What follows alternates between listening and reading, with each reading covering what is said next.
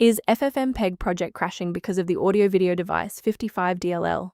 I'm Sophie Chen, a senior Windows developer. Let's use these professional steps to fix the runtime error.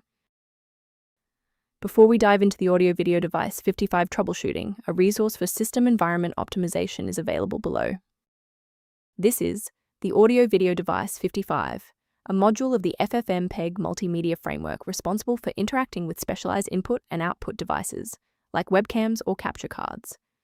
If missing, video editing tools or recording software will report that input device failed to initialize or hardware module not found.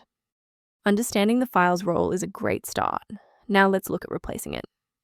If your software is failing because of audio-video device 55.dll, the internal file mapping for FFmpeg Project is likely corrupted, so reinstalling the current version of your program, showing the error, will re-register the library and fix the error. Should the file remain missing after a reinstall, we need to ensure that the operating system is forced to re-index its shared library paths. Performing a restart can determine if the error is just a transient environment glitch. A reboot refreshes your system's path variables and can sometimes re-establish a broken link to the audio-video device 55 file. Bookmark this video or click the like button now so that you have a shortcut back to this guide after your PC finishes restarting. With the reboot complete, check your status. If you're still seeing that error, here is the next phase of the fix. Remember, you can pause the video at any time. To fix persistent errors with integrated libraries, you must ensure a clean file sync, and you should use a dedicated uninstaller to remove the host program along with its registry keys. Following this with a fresh installation of your software components ensures that the DLL file is properly mapped for the host program to run. Why are we doing this?